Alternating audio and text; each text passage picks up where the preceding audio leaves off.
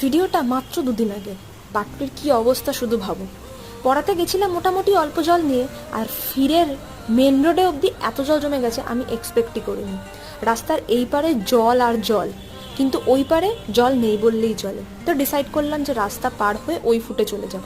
রাস্তা যখন পার হতে গেলাম, একজন বাইক নিয়ে গেল যথেষ্ট পরিমাণে ধীরে, কারণ মানুষ আছে।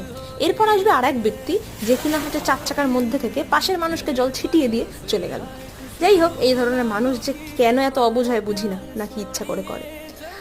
তারপর আমাদের এই দিকে এসে বুঝলাম যে এখানেও মোটামুটি জল জমেছে, তবে মেন রোডের থেকে জলটা একটু। ভিডিও যখন করছিলাম তখন এদের লাফালাফিটা একটু কমে গিয়েছিল, তাই সেটা নিতে পারলাম না। আর এখানে আরেকজনকে দেখো অলরেডি সাঁতার কাটতে বেরিয়ে পড়েছে। চলে আসলাম নিজের গলি। আমার মাথায় ছাতা ছিল বলে উনি অ্যাকচুয়ালি আমাকে চিনতেই পারেননি। আমার এত দুর্ভাগ্য। যাই হোক, তারপরে উনি আমাকে চিনতে পারার পর ওনার আনন্দটা শুধুমাত্র দেখো।